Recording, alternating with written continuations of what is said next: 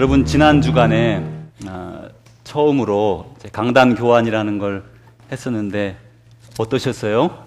지난 주간에 애니스톤 장로교회 문학배 목사님이 오셔서 이렇게 말씀 전해 주셨는데 또 성령 강림 주일이고 해서 또 은혜가 많이 있었으리라 생각합니다. 제가 애니스톤 장로교회에 이렇게 말씀 전하러는 처음 가봤습니다. 가서 조금 많이 깜짝 놀랐어요. 그래서 성경에 보면 amazed, 이렇게 놀라게 됐다 그런 표현이 있는데 무엇에 놀랐냐면 식구들은 많이 없으시더라고요. 이제 또 휴가도 시작되고 해서 또 어떤 분 편찮으시고 그래서 여러 가지 이유로 많이 못 나오셨다고 그래요. 그래서 이제 뭐 숫자는 다소 이렇게 차이가 있지만 그 모여 있는 분들이 그 영혼이 얼마나 깨끗하고 그 맑은지 이렇게 느낌이라는 게 있는데 저희가 이제 목사들은 이렇게 설교하면 이렇게 영적으로 이렇게 마음이 이렇게 좀 통하는 게 있어요. 그렇게 오랫동안 목회를 하면서 그렇게 하나님 열어주시는 것 같아요. 제가 시작하기 전에 깜짝 놀랐어요. 외국 분들이 절반 가까이 되고 이렇게 많으신데 이렇게 말씀을 이제 시작하려고 이렇게 단에 섰는데 너무너무 그 마음들이 정결한 거예요. 이 애니스톤의 교회가 이렇구나. 제가 아주 깜짝 놀라는 마음으로 말씀을 같이 나누고 그리고 돌아왔습니다. 아마 문학배 목사님도 우리 교회 와서 말씀 전하시면서 무언가 어떤 그 하나님이 보여주시는 그런 마음을 이렇게 보고 가셨을 텐데 아직 우리가 전화 통화는 안 했습니다. 그래 한번 어떠셨는가 궁금하고 그렇습니다. 여러분 이제 수고 많으셨는데 다음번에 또 한번 한 몇 달에 한 번씩 그렇게 가져볼 생각이에요. 그래서 여러분 어떤 생각이 있으시면 저에게도 말씀해 주시고 또 예비위원회에도 또 말씀해 주시면 또 이렇게 잘 진행을 해보려고 그럽니다. 어느 의사가 밀가루로 된 가짜 약을 환자에게 주었습니다. 그리고는 이 약을 먹으면 반드시 나을 겁니다. 그리고 이제 처방을 해줬어요. 그리고 그 환자가 그 약을 가지고 집에 가서 드시고 깨끗하게 나았습니다. 그 믿음이 그러니까 내가 이 약을 먹으면 낫는다고 의사 선생님이 그랬으니 낫겠지 하고 먹은 거지요. 그래서 나았어요. 그런 효과를 가지고 플래시보 효과라 그렇게 부른다고 그래요. 이 플래시보 효과는 실제로는 존재하지 않는 것인데 그 믿음으로 말미암아 작용하는 거죠. 자, 그러면 종교는 여러분 어떤 것입니까? 종교도 마치 플래시보 효과처럼 진리와 진실은 그러하지 아니한데 사람이 자기 스스로 믿어서 있는 것처럼 그렇게 하는 것인가? 그 종교도 혹시 그런 플래시보 효과로 나타나는 것은 아닌가? 조금 더 나가서 저와 여러분이 믿는 예수님 그리고 우리를 부르는 기독교, 이 기독교라는 것도 혹시 그런 자기 착각에 빠진 플래시보 효과는 아닌가? 이렇게 생각을 해봅니다. 예수님은 살아계신 분이고 또 하나님은 이 우주의 창조주이십니다. 성령님은 우리 가운데 역사하세요. 말로만 듣고 생각으로만 알고 배우고 했는 그런 존재가 아니라 그분들은 실제 하는 분이고 능력의 주님이시고 우리를 인도하는 분입니다. 믿는 사람으로서 살아계신 하나님을 만나지 못하고 또 그 능력을 체험하지 못한 사람은 믿음이 힘들고 어렵죠. 그러나 살아계신 그분을 만난 그때에 우리는 참 믿음의 능력을 가지게 됩니다. 오늘은 아버지의 주일이라 아버지 된 분들 또 남편 된 분들에게 중점적으로 말씀을 나누면서 여러분에게 플래시보 효과처럼 밀가루로 된 약을 드리려는 게 아니라 정말 하나님의 말씀, 진리이신 말씀을 오늘 나누려고 그럽니다. 특별히 가정을 위해 이제 남편이나 아버지가 애를 쓰지 않아요. 그런데 아버지, 남편 본인 분들에게 있어서 지금 참 필요한 게 뭡니까? 여러분 아버지시고 남편으로서 나는 참 이런 게 필요해. 여러분 그게 무엇이에요? 또 우리 아버지나 남편이 아닌 다른 분들 그러니까 자녀거나 또 아내이거나 이런 분들에게 여쭙습니다. 여러분의 남편, 여러분의 아버지가 지금 가장 필요로 한 거는 무엇일까요? 자, 이제 속으로 생각하셨죠? 무엇일까? 그것은 무엇일까? 저도 저에게 이렇게 질문을 해봤습니다. 나는 아버지로서, 남편으로서 내게 필요한 것은 뭘까? 그랬더니 뭐 면도기도 아니고 말이죠. 대형 스크린 TV도 아니고 뭐 그런 거는 같이 협의해서 살 수 있겠지만 그런 게 아니라 진짜 이 남편의 힘을 주는 거는 아내의 따뜻한 격려, 자녀들의 그 감사하는 마음, 그것인 것 같았어요. 저에게는. 여러분에게는 어떠셨는지 모르겠습니다. 그래서 오늘 제가 여러분들에게 충분한 시간을 드릴 테니까 오늘 이 시간을 빌어서 평소에 이렇게 부부 사이가 그런 거 아닙니까? 뭐 말 안 해도 다 아는 거지, 눈빛으로 척 해도 아는 거지, 뭐 꼭 그걸 말로 해야 돼? 그렇게 생각하지만 그래도 말로 하는 게 좋아요. 여러분, 말로 하면 더 확실히 알 수 있잖아요. 그죠? 그래가지고 신장로님께서도 신경애 권사님께서도 남편을 사랑하면 여보 사랑해, 당신 수고 많았어, 이 말 한마디가 장로님 마음을 기쁘게 해드립니다. 장로님 맞죠? 네, 그런 줄 다 알아요. 우리가 다 알죠. 왜 모르겠어요? 우리가 지금 몇 년 살았습니까? 어떤 분은 10년, 20년, 40년, 50년, 60년, 70년 이렇게 오래 살다 보면요, 이 사람이 무슨 생각하는구나 다 알아요. 그래도 말로써 이렇게 당신 수고했어, 당신 고마워, 정말 수고 많았어, 이렇게 같이 인사를 하는 시간을 드리겠습니다. 우리 안아줘도 좋고 뽀뽀를 해줘도 좋고 정말 이렇게 위로해줘도 좋고 말씀을 해줘도 좋고, 이 시간에 부부간에 따로 앉아있는 분들은 쏜살같이 가서 내 남편이 어디 있나 자, 이제 잠깐 일어나셔서 인사들 나누겠습니다. 사랑하는 남편에게, 사랑하는 아버지에게 감사합니다, 고맙습니다, 수고하셨습니다, 존경합니다. 우리 인사 나누겠습니다. 여기 이산가족도 여기저기 막 흩어져 있기도 하고 그런데 가서 지금 시간을 드릴 테니까 가서 아버지 안아주시고 수고했다고 하고 네, 고맙다고, 이럴 때 존경과 격려를 표현해 주시는 게 좋은 것 같아요. 네.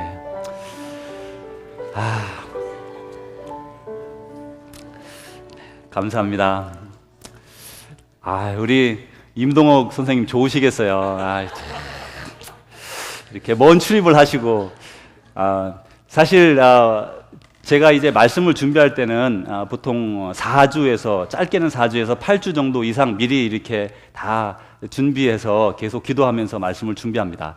그래서 이제 우리가 지금 그 은혜 에베소서 거의 끝나가는 시리즈를 하고 있고, 또 매달 첫째 주나 둘째 주에는 성숙에 관해서 시리즈로 지금 우리 그 목장 성경 공부를 위한 시리즈로 계속 요번 올해 주제잖아요. 성숙, 그걸 가지고 하고 있고, 또 이런 절기 뭐 예를 들어 아버지 주일, 어머니 주일 혹은 뭐 이런 절기가 되면 절기에 맞춰서 또 이렇게 말씀을 전하고 있죠. 그래서 저는 보통 4주에서 8주 미리 이렇게 쭉 계속 묵상하고 있습니다. 그런데 올해는 특별하게도 말이죠, 이 아버지 주일을 두고 제가 연초부터 이렇게 계속 묵상하고 그렇게 했어요. 근데 당최 하나님이 제 마음에 어떤 감동을 주시질 않는 거예요. 그래서 하나님, 아버지 주일이 돌아오고 있는데 어떻게 하면 되겠습니까? 하고 오랫동안 제가 간구하면서 기도해도 말씀이 없어서 참 이렇게 여러분들에게 말씀은 안 드렸지만 제가 곤욕스러운 몇 달을 보내고 있었습니다. 그런데 지난 목요일, 언제라고요? 지난 목요일, 불과 3일 전에, 목, 금, 토, 일 4일 전에 새벽에 갑자기 자는데 하나님께서 저에게 영감을 탁 주시는 거예요. 그래서 자다가 벌떡 일어나서 몇 시인지도 모르겠는데 새벽에 일어나서 성경 말씀을 주시면서 이 오늘의 말씀 요한일서 3장 1절에서 6절 말씀을 주시고, 또 두 번째 말씀을 주셨는데, 이 피곤한 아버지들이 있으니까 설교를 빨리 끝내라, 그런 말씀을 주셨어요. 아니 여러분, 웃지만 진짜입니다. 진짜입니다. 그래서 제가 분명히 피곤한 분들이 있구나, 제가 그거를 알게 되고, 그래서 오늘 말씀에 순종해서 빨리 끝나리라고 좀 확신합니다. 근데 이제 인생은 고해와 같다고 불교에서 그러잖아요. 또 우리가 잘 아는 천재적인 학자이고 과학자이고 또 독실한 크리스찬인 알버트 아인슈타인 박사님은 인생은 마치 달리는 자전거와 같아서 아무리 힘들고 어려워도 뛰어내릴 수 없다, 그렇게 말을 했죠. 이 내용을 우리가 꼭 종합하지 않고 그냥 모든 일반적인 의견을 우리가 듣더라도 인생은 참으로 힘들고 어렵다라는 걸 알고 있습니다. 근데 그 중에 특별히 아버지, 남편, 이분들의 인생은, 물론 어머니가 뭐 쉽다 뭐 이 말이 아니에요. 아버지라고 하는 그 직책, 그리고 남편이라고 하는 그 자리는 다른 사람들이 상상할 수 없는 그 인생의 무게를, 가정을 다 담당해야 된다는 무게를 지고 가기 때문에 뭐 겉으로 말하지 않고 표현하지 않아도 훨씬 더 힘들고 어려운 인생을 이렇게 지고 가는 그런 것을 우리 모두, 남편들은 다 알고 아버지는 다 압니다. 이제 아버지와 또 남편 된 여러분, 오늘 사랑하는 여러분의 아내와 자녀들로부터 이런 위로의 말을 듣고 또 격려의 말을 듣고 또 감사와 존경의 말씀을 들었어요. 여러분의 아내가 여러분을 그렇게 사랑합니다. 그렇게 존경합니다. 그렇게 섬기려고 합니다. 또 여러분의 자녀들이 여기에 지금 함께 있지는 않지만 여러분의 자녀들도 여러분을 그렇게 존경하고 사랑하고 감사의 뜻을 전하고 있습니다. 자, 이제 그런 감사와 존경을 감사함으로 받으면서 오늘 우리 아버지라고 하는 사람, 남편이라고 하는 그 존재에 대한 인생을 파헤쳐 보려고 그럽니다. 우리 모두, 저나 여러분이나 모든 사람들은 안락한 삶을 원해요. 남편들은 더더욱이나 그러겠죠. 그래서 그 안락한 삶을 살고 싶어 합니다. 그런데 성경 창세기 3장에 보니까 모든 남자들은 얼굴에 땀이 흘러야 먹고 살 수 있도록 그 아담의 범죄 이후에 그런 처벌을 받게 되었어요. 그게 아니었으면 오늘 같지 않을 겁니다. 그런데 아담의 범죄로 말미암아 모든 남자들은 얼굴에 땀이 흘러야 먹고 살 수 있는 그런 지경에 이르게 된 것이죠. 그런데 남자들은 이것을 벗어나기 위해서 힘드니까, 땀 흘리는 게 싫고 어려우니까 벗어나기 위해서 공부를 열심히 한다든지 뭐 또 학위를 받는다든지 혹은 자격증을 받는다든지 혹은 사업을 더 확장하고 또 재물을 더 모아서 이런 것을 벗어나려고 하는 거예요. 왜냐하면 너무 인생이 힘들고 어려우니까, 특별히 아버지로서 어려우니까 그것을 이렇게 좀 안락한 삶으로 인도하려고 애쓰는 게 모든 아버지들의 생각이 유사하게 이렇게 가지고 있을 겁니다. 그런데 이제 이것이 과연 아버지 된 자들, 남편 된 자들의 인생의 목적일까 하고 되물어보는 것입니다. 사실 저나 여러분이나 남편 된 자들, 아버지 된 자들로서는 우리 모두가 다 그렇게 가정을 지켜야 되고 가정을 세워야 되고 식구들을 먹여 살려야 되고 그런 것에 대한 부담감을 가지면서 나름대로 최선을 다해 그렇게 살아가고 있는 것이 사실입니다. 그리고 그것이 사회적으로도 아버지에게 주어진 아주 막중한 책임이지 않습니까? 그런데 정말 그것이 우리 인생의 목표일까요? 아버지고 남편 된 자들의 인생의 목표는 무엇일까요?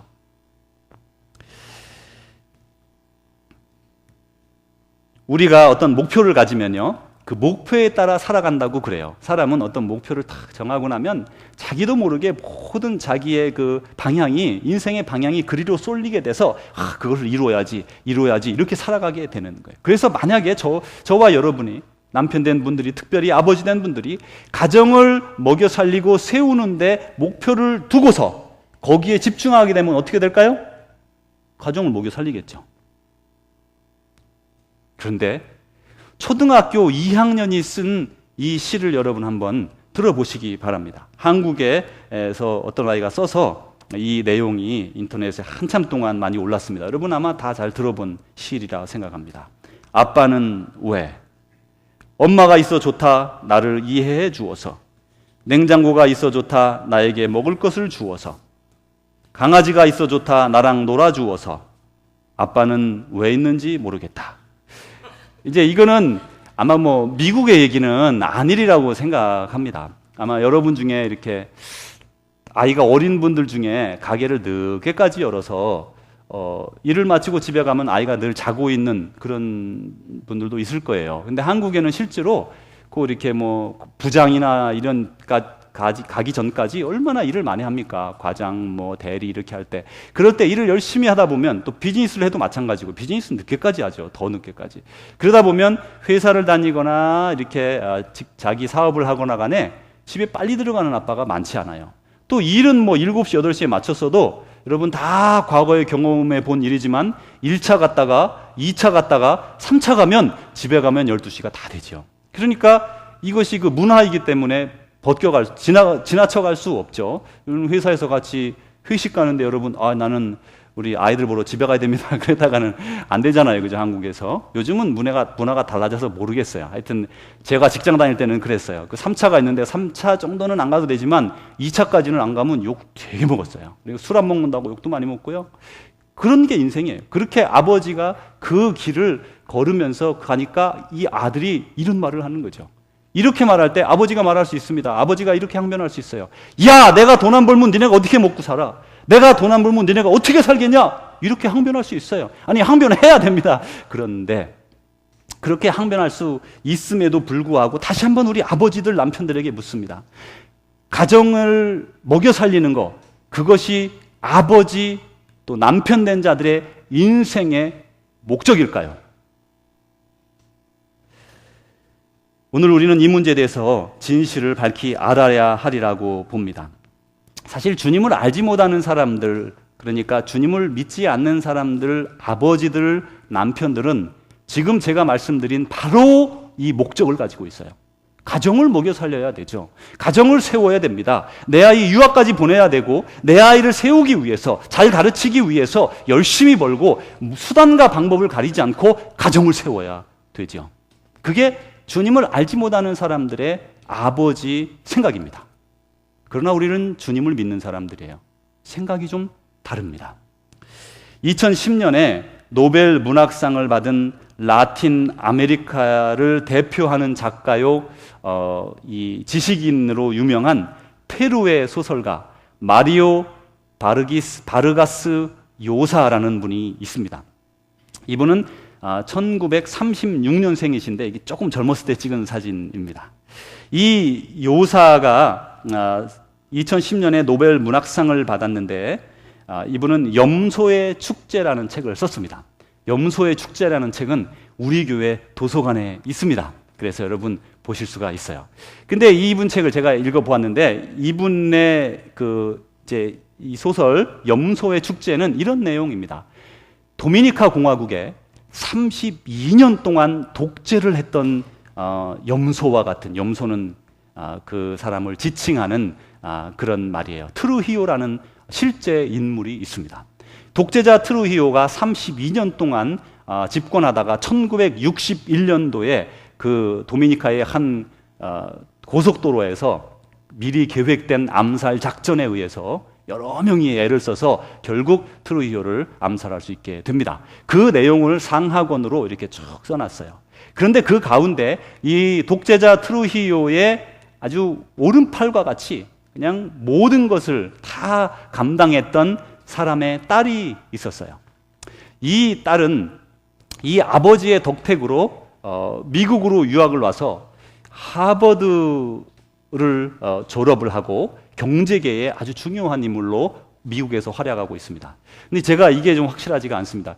읽었는데 하버드인지 예일인지 그런데 누가 책을 빌려가가지고요 확인할 도리가 없었어요. 여러분 중에 빌려갔을 텐데 하버드인 것으로 기억이 나요. 그래서 도미니카 공화국의 장관의 딸이 미국에 유학을 해서 이제 경제계의 이제 큰 인물이 된 거예요. 이 딸이 나중에 성공하고 나서 아버지를 찾아가는 이야기가 나옵니다. 그런데 이 아버지는요, 이 트루히오라는 사람이 아주 잔인한 그런 독재자입니다. 사람 죽이는 것은 파리목순처럼 생각했던 사람이에요. 그런데 이 사람 밑에서 신복으로 있던 이 딸의 아버지는 뭐 골고루 직책을 다 감당했어요. 뭐 장관부터 해서 별걸 다 했습니다. 그런데 이 사람은 그 독재자의 명령에 따라 아주 잔인한 일들을 많이 행한 거예요. 불법을 뭐 수도 없이 행한 거예요. 사람 죽이는 건 부지기수로 죽이고 그렇게 불법을 행했어요. 그것을 이 딸이 옆에서 보고 자란 겁니다. 그러면서 이 딸이 이제 아버지를 떠나 미국에서 유학하고 성공한 다음에 한 번도 그 전에 돌아가지를 않았어요. 그러다가 이제 돌아갑니다. 그리고는 그 아버지에게 찾아갔는데 그때 그 아버지는 돌아가시기 거의 직전이고 반신불수가 돼가지고요 말도 잘 못하고 그리고 누워 지내고 간신히 사람의 도움을 얻어서 이렇게 휠체어에 앉아있는 아주 그런 병약한 상태였습니다. 그 아버지에게 이 딸이 찾아가서 이렇게 말했습니다. 공격적으로 이렇게 질문합니다. 왜 아버지는 잔인한 독재자 트루히오의 신복이 되었나요? 그러면서 이 딸이 바로 다음 말을 잔인하게 못 박듯이 이렇게 말을 합니다. 가족들을 위해서 그랬다고 말하지 마세요. 이 딸의 눈에는 이 딸이 사실 왜 유학할 수 있었습니까? 도미니카 공화국에서 저 미국으로? 아버지 도움 덕분이었어요. 그럼에도 불구하고 이 딸이 하는 말은 뭡니까? 아버지가 가정을 위해서, 우리를 위해서 불법을 행한 것에 대해서 정당화하지 마세요. 이렇게 말하는 것이에요.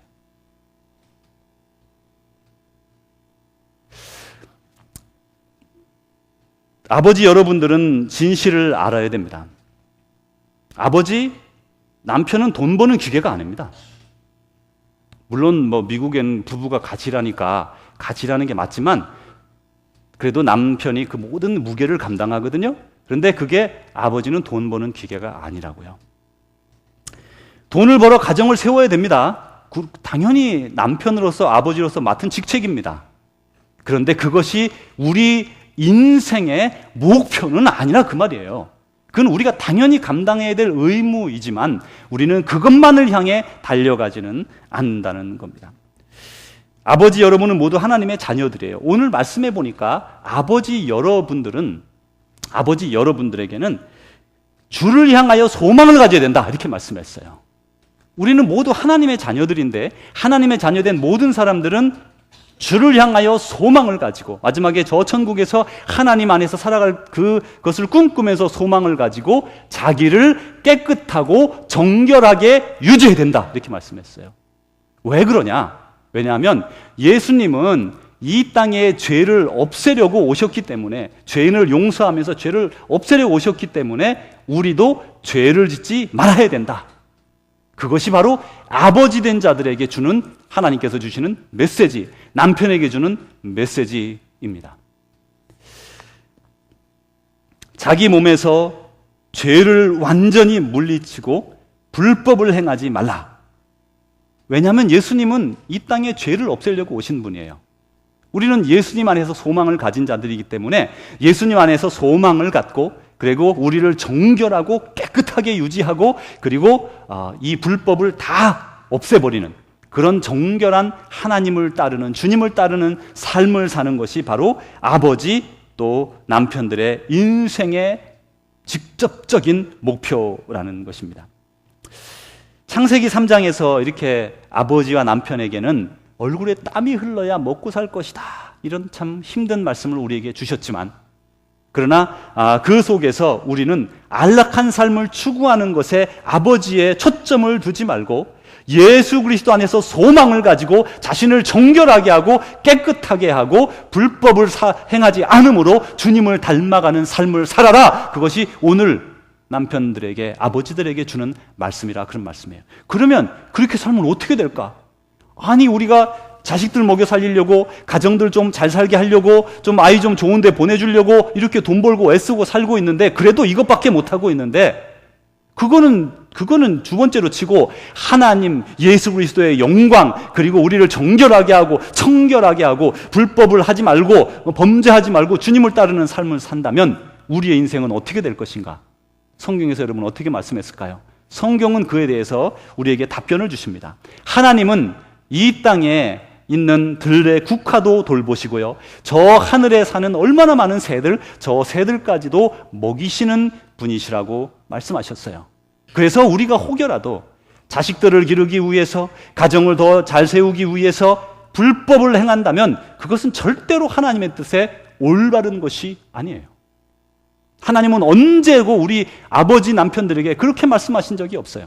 오히려 우리가 하나님의 뜻을 따라 살아갈 때에 이와 같은 복을 더하신다고 약속하셨습니다. 우리 시편의 말씀, 37편의 말씀, 우리 같이 남편들, 아버지들 같이 한번 읽어보겠습니다. 시작. 여호와를 의뢰하고 선을 행하라. 땅에 머무는 동안 그의 성실을 먹을거리로 삼을지어다. 또 여호와를 기뻐하라. 그가 내 마음의 소원을 내게 이루어 주시리로다. 다음으로 넘어가 주셔야죠. 내 길을 여호와께 맡기라. 그를 의지하면 그가 이루시고 내 의를 빛같이 나타내시며 내 공의를 정오의 빛같이 하시리로다. 아멘. 여호와께서는 명확하게 약속하셨습니다. 우리가 예수 그리스도 안에서 소망을 두고 우리를 정결하게 하고 깨끗하게 유지하며 죄를 멀리하고 살아갈 때에 이 땅에서 우리를 돌봐주시고 더 올바른 길로, 그리고 더 주님 안에서 성공된 길을 보장하셨습니다. 사랑하는 아버지, 남편 여러분, 자식들을 위해서, 가정을 세우기 위해서 나는 불법까지도 행했노라고 말씀하지 마십시오. 그것은 하나님 앞에서도 인정받을 수 없을 뿐만 아니라 여러분의 자녀들에게도 인정받지 못합니다. 오늘 주님께서 부르시는 부르심을 받고 여러분의 남은 인생의 초점을 예수 그리스도 그분에게 두고 힘차게 달려가셔서 주님께 크게 칭찬 듣는 남편 또 아버지 여러분 되시기를 주님의 이름으로 축복합니다. 기도하겠습니다. 하나님 아버지 감사합니다. 아버지의 은혜 가운데 오늘도 저희를 아버지요 남편으로 불러주신 것을 감사합니다. 하나님께서 주신 직임을 끝까지 감당하게 하시고 하나님 아버지의 자녀로서 이 땅에서 주 예수 그리스도 안에서 소망을 두고 그리고 자신을 정결하고 깨끗하게 유지하며 불법을 멀리하여 하나님의 기쁨 되는 아버지들, 남편들 되도록 축복하여 주옵소서. 함께 생활하는 아내와 자녀들을 축복하셔서 불법을 막게 하시고 함께 의를 이뤄가는 거룩하고 복된 하나님의 백성들 되게 하여 주옵소서. 예수님 이름으로 기도합니다. 아멘.